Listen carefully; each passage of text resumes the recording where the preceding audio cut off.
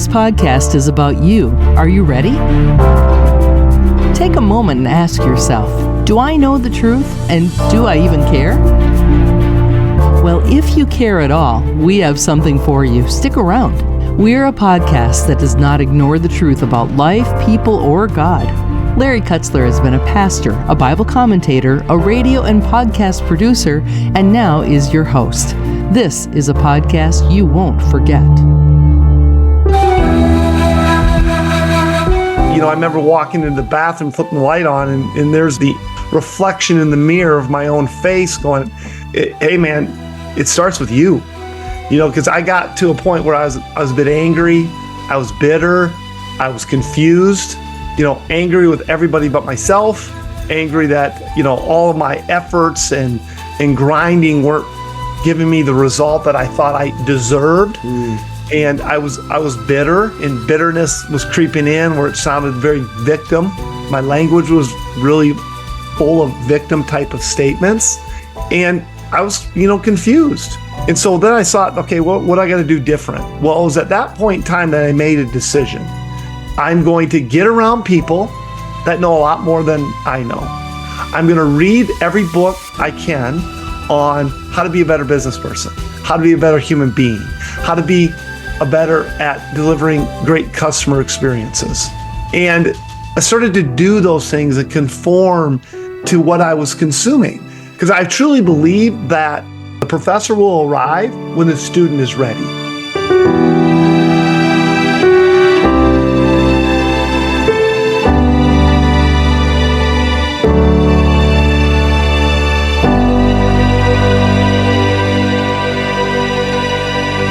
I believe that our lives are led by how we have been either formed or transformed. And transformation defined as a dramatic change in form and appearance. Today my conversation is with a guest that is going to talk about transformation because his life has been transformed and how his leadership is defined by it. Dr. Nathan Unruh has had a successful career as a chiropractor, a businessman, entrepreneur, and gosh, who knows what else. But today he's my guest. Dr. Nathan, tell me about your transformation. I mean, you're one guy I can think of that this word really, you define it. So what happened to you? Because you weren't always as motivated into transformational kind of ideas and concepts as you are today. What happened? Well, I think it's, first of all, thanks for having me. This is a great topic, and it excites me to talk about this topic. First, I think it's helpful to really define transformation, which is just that dramatic change in form or appearance, right? So when I look at the word transformation, is when there's been enough great experiences consistently over enough period of time, a transformation can take place.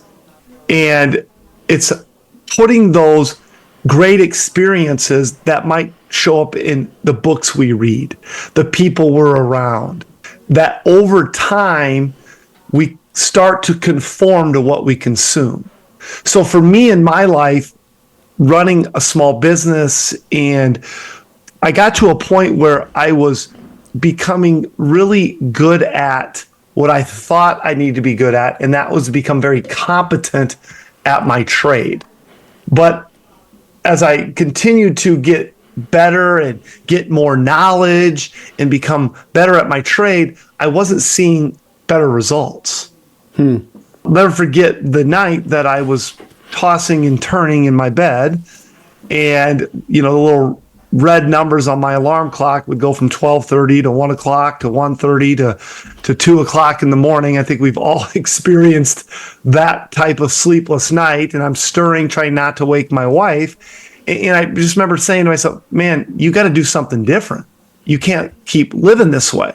And it was at that moment that, you know, I remember walking into the bathroom, flipping the light on, and there's the reflection in the mirror of my own face going, hey man, it starts with you.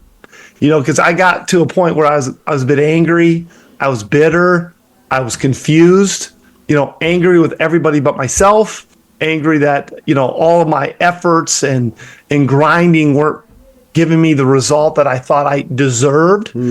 And I was bitter, and bitterness was creeping in where it sounded very victim. My language was really full of victim type of statements. And I was, confused. And so then I thought, okay, what I got to do different? Well, it was at that point in time that I made a decision. I'm going to get around people that know a lot more than I know. I'm going to read every book I can on how to be a better business person, how to be a better human being, how to be a better at delivering great customer experiences. And I started to do those things and conform to what I was consuming, because I truly believe that the professor will arrive when the student is ready. The reality was I wasn't ready until that moment to say, now, and I call this the H3 formula, heart, humility, and hustle. Was I humble enough to say, hey, I really don't know everything? And as I look at a lot of people goes, well, I already know that, or they don't have the willingness or the vulnerability or the authenticity or the transparency to say, I need help. I needed help. And so I sought help. I sought help from books. I sought help from mentors. I got around the right kinds of people. And so that's when my transformation started to take place. But my transformation has never ended. It's not something like it's a one moment and all of a sudden I'm transformed. So I look at my faith walk. Well, I had to meet Jesus, understand Jesus. Well, it wasn't like one moment in my life that just developed that now I'm transformed and understand everything I need to understand about the Word. I have to be in the Word daily. I have to be in church weekly. I have to be around people to understand it. And that's where the transformation takes time. So many times people get stuck. I know I've been stuck in my life. I'm stuck in a routine. I'm stuck in the way I'm thinking. I'm stuck with the same old friends. I'm just stuck. And I think, most people want to change, but they don't have the motivation to change. I know you stood in front of the mirror and you said, I want to change. Underneath it all, what was the motivation that kept you going? Yeah, great question. First and foremost, I don't believe God makes junk. And so he put me on this earth for a purpose. Well, first of all, I got to define what is that purpose. And so that's a vision statement to me. My vision is to enhance millions of lives.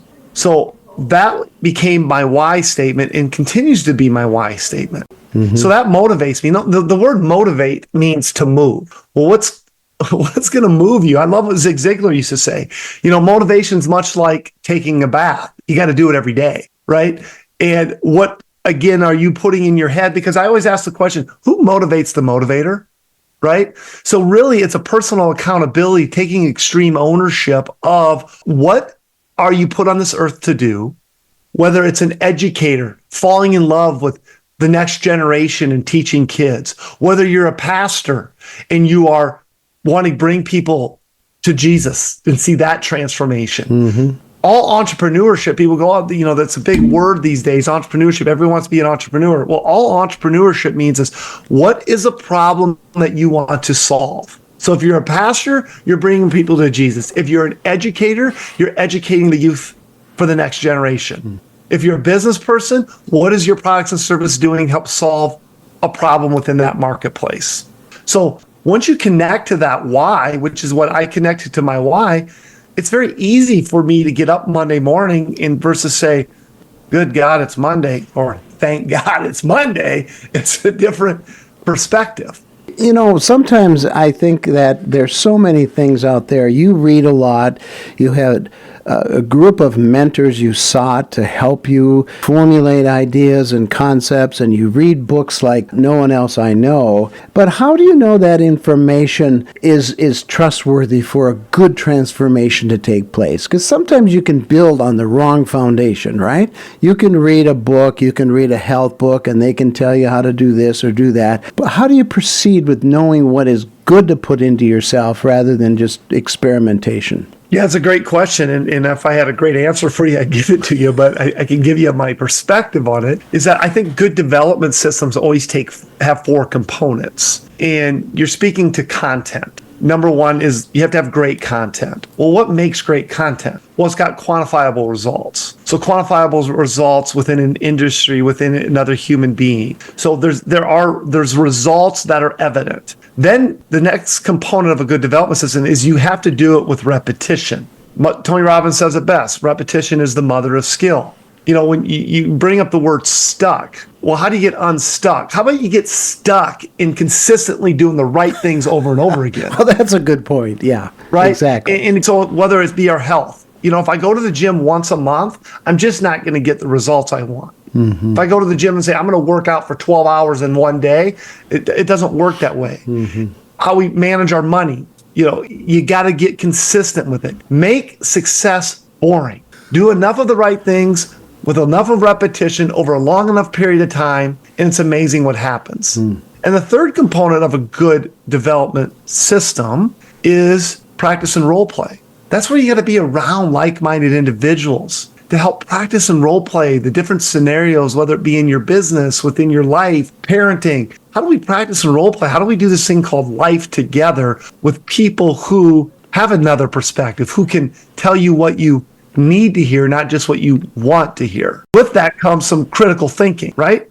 Well, I think so. Critical thinking would start with, okay, if I'm going to be around the right kind of people, I've got to figure out who those right kind of people are. Yeah. Right? Yeah.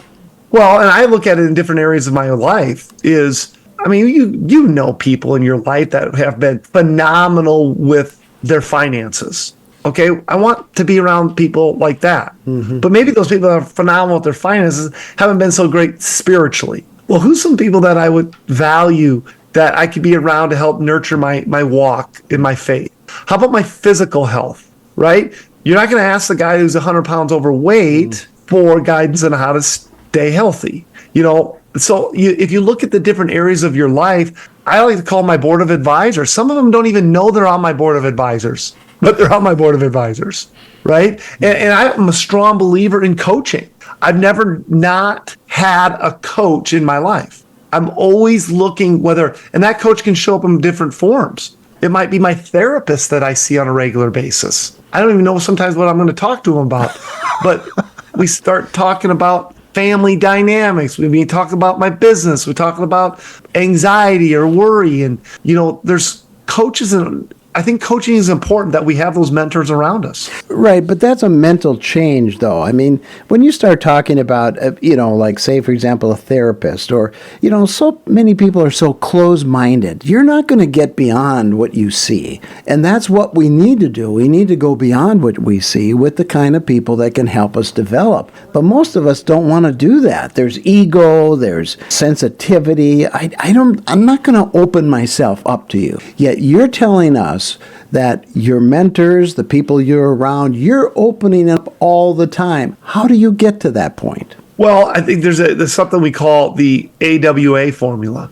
awareness, willingness, and ability. Well, when you become aware of where your gaps are, you become aware of where your gains you want to be, then you have to ask the question, am I willing?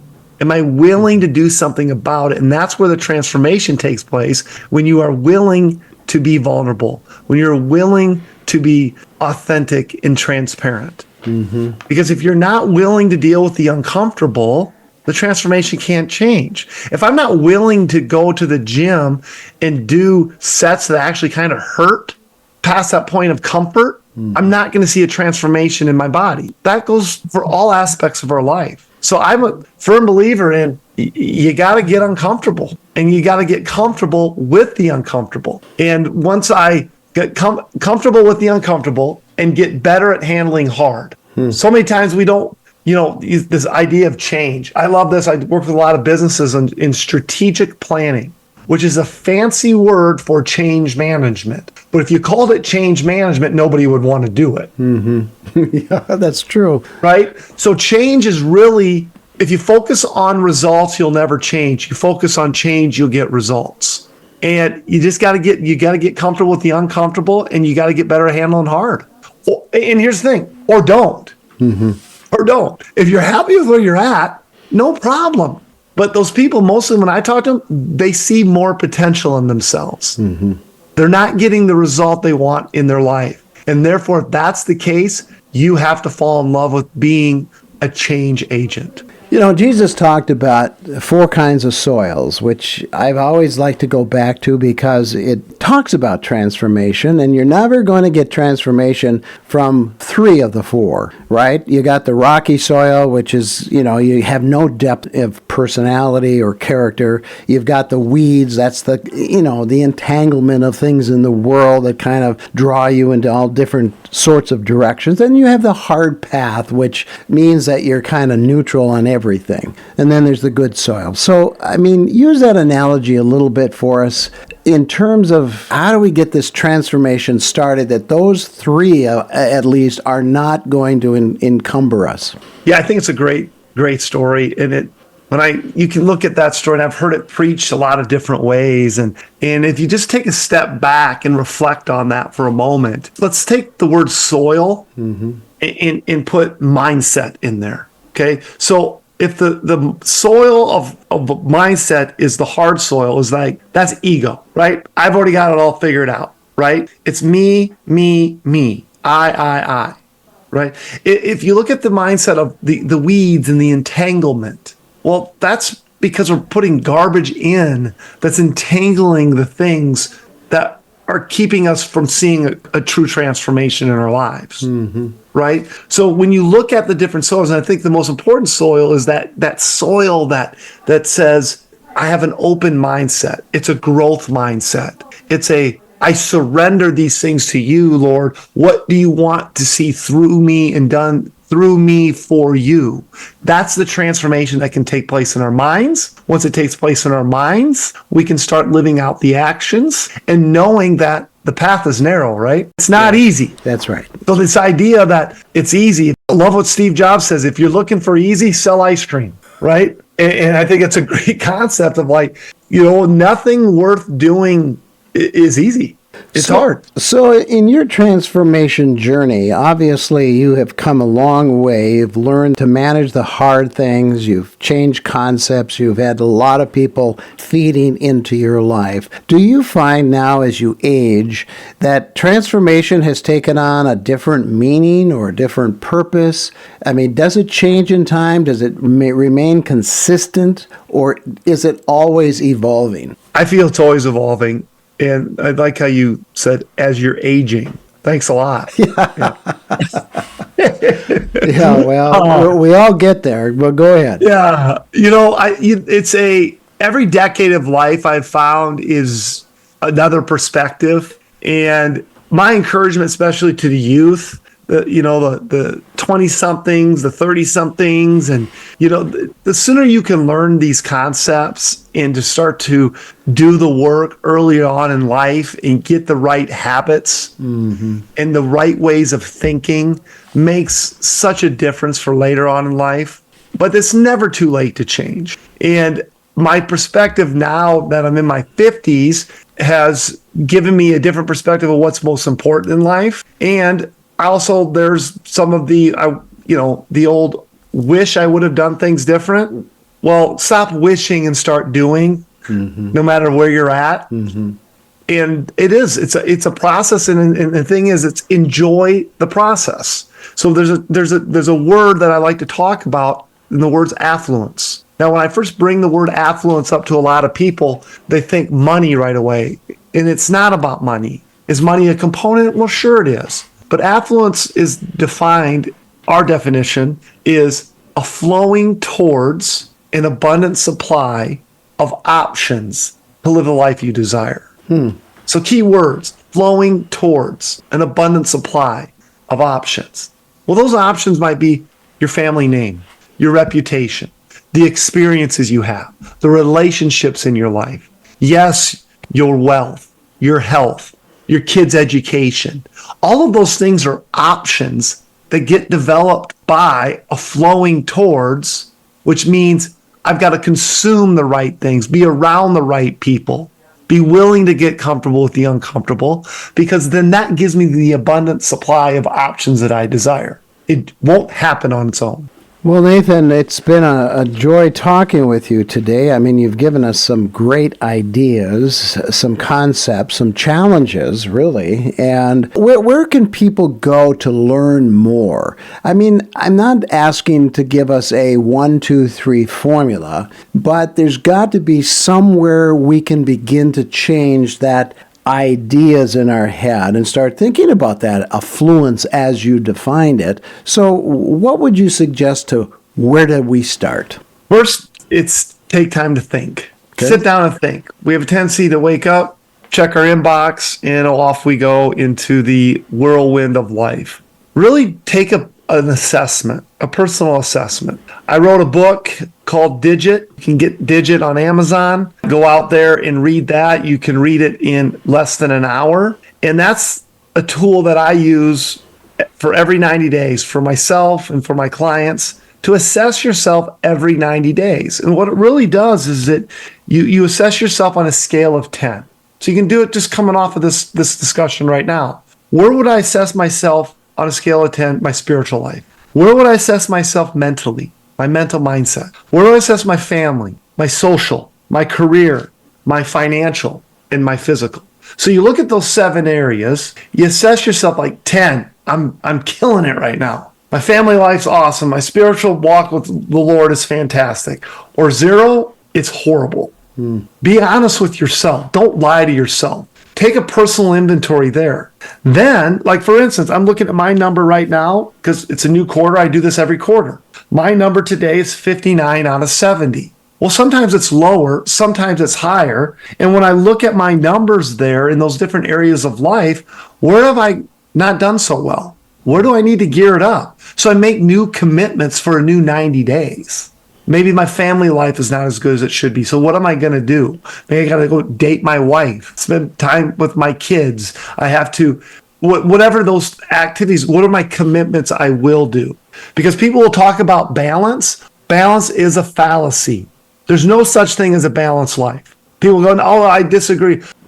Look around. Sometimes your family needs you more. Mm-hmm. Sometimes your business needs you more. Mm-hmm. Sometimes your physical health needs you more. It's an ebb and flow. Mm-hmm. If you think you're going to be balanced all the time, good luck. Mm-hmm. I sought balance for a long time because people told me you need to be more balanced. I'm like, well, hold on a second. Why can't I have an extraordinary life in all areas of my life? Well, that means the first 5 letters of extraordinary are extra. It's going to have to take an extra focus, more intentionality in those areas. So to answer your question, Digit is the book I wrote. You can get it on Amazon. It's a quick read. Start there and give it a whole bunch of practical activities that you can do to start diving in and looking at how can you start to see a transformation in your own life. Last question. It has to do with your daily routine because it's got to start somewhere. You've got to start doing a habit. What's the best habit you start your day with? I mean, this goes with me everywhere I go. It sits in front of me right now as we're on this call. This is what I'm holding up right now is what I call my flow planner.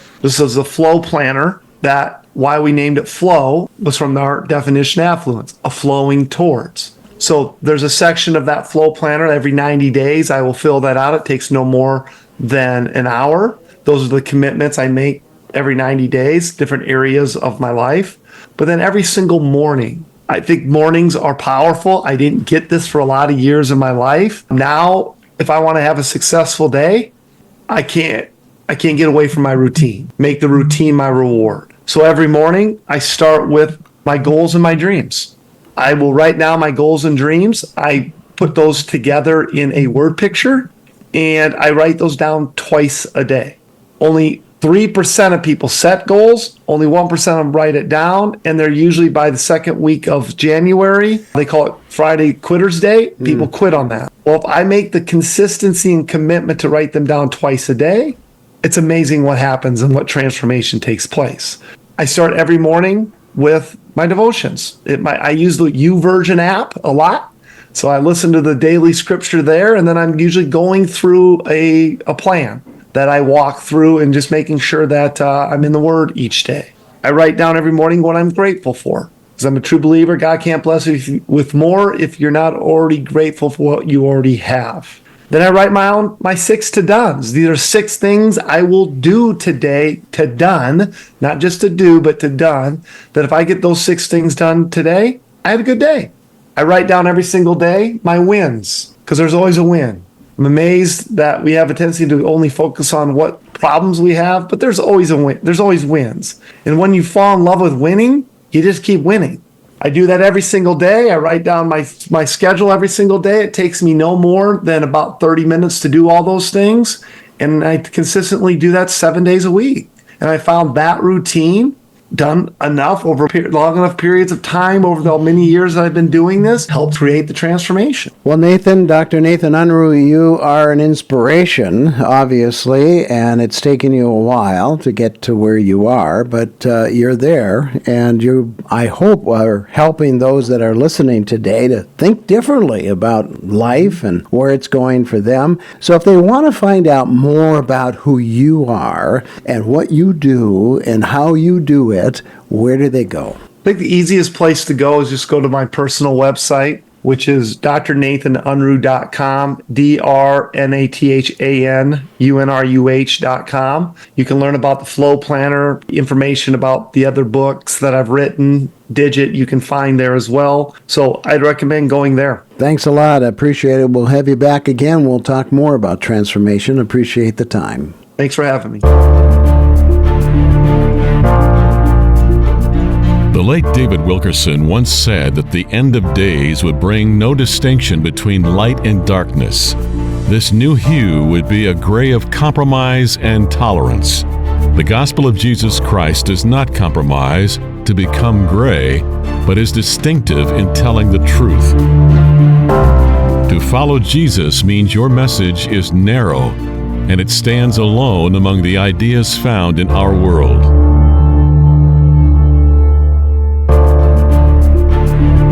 This isn't the end. It's only the beginning of your journey to trust God for the truth you never want to lose. We can help. Log on to citysightsurbanmedia.com today. Remember, there's only one truth and only one God, and you should know them both.